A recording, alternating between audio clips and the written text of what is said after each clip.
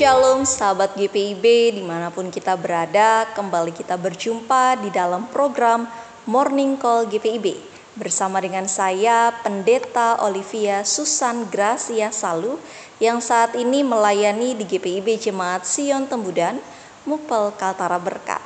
Sebelum kita memulai seluruh rangkaian aktivitas kita di hari ini, mari bersama kita renungkan firman Tuhan yang akan menjadi penuntun kita. Namun sebelumnya mari kita berdoa. Tuhan Yesus yang Maha Baik, kami bersyukur Tuhan masih memberikan kami kepercayaan untuk menghirup nafas kehidupan hingga saat ini. Saat ini Tuhan, kami akan membaca dan merenungkan firman-Mu.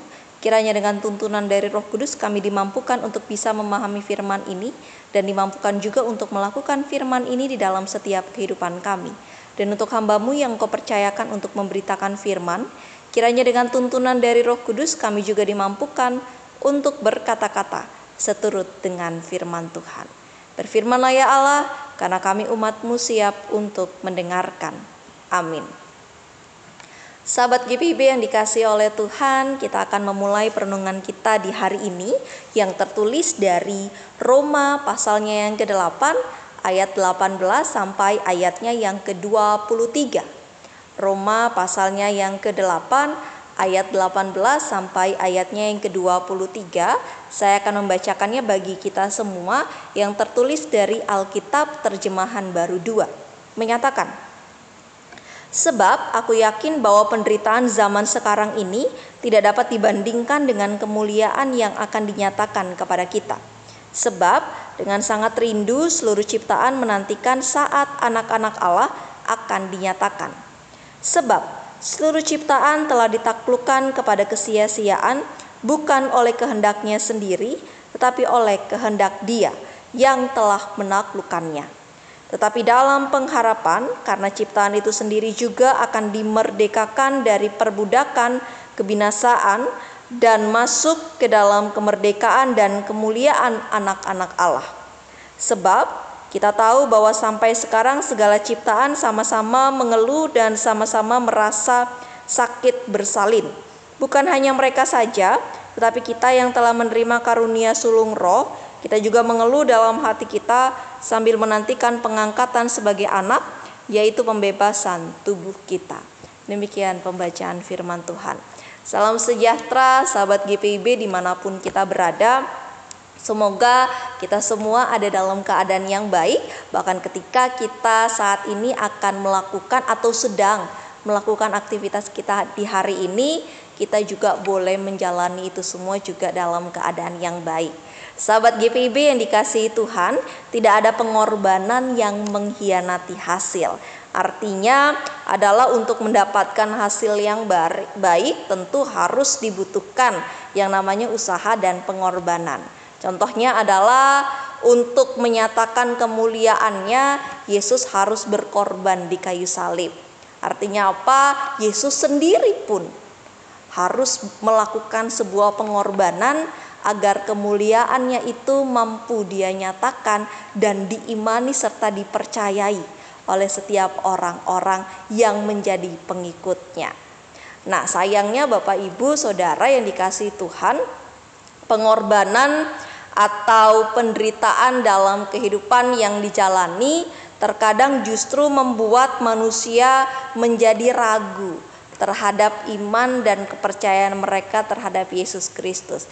Tidak lain alasannya mungkin karena waktu dirinya mengalami penderitaan dan pengorbanan itu cukup lama, atau dirinya juga merasa bahwa penderitaan dan pengorbanan yang dia alami itu sangat berat, sehingga ini yang harusnya iman bertumbuh menjadi lama-kelamaan menjadi pudar dan menjadi lemah. Untuk itu perikop yang kita baca, Bapak Ibu Saudara sahabat GPIB yang dikasihi Tuhan juga bicara tentang hal tersebut. Kalau kita lihat, ini merupakan surat Paulus kepada jemaat Roma yang saat itu mereka juga mengalami kerapuhan dan keraguan. Karena saat itu mereka juga merasakan yang namanya penindasan dan pengucilan ketika mereka menjadi pengikut Kristus. Untuk itu melalui suratnya Paulus mau kembali memberikan pengharapan dan penguatan kepada jemaat Roma bahwa dalam penderitaan yang saat ini mereka alami itu tidak akan sebanding dengan kemuliaan besar yang nantinya mereka akan dapatkan.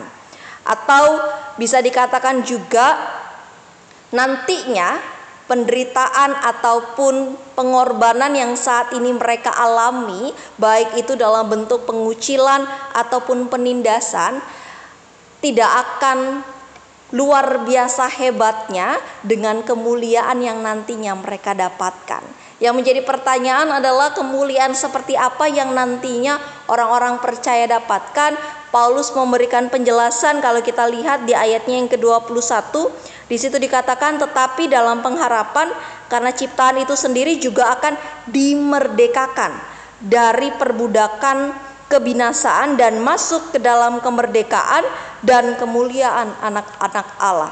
Jadi kemuliaan yang akan didapatkan oleh jemaat-jemaat di Roma ataupun pengikut-pengikut Kristus, yaitu mereka akan dimerdekakan dalam perbudakan kebebasan, dan tidak hanya itu, mereka juga akan merdeka dan mendapatkan kemuliaan sebagai anak-anak Allah. Bukan hanya sebagai pengikut atau umat Kristus saja, tetapi sebagai anak-anak Allah.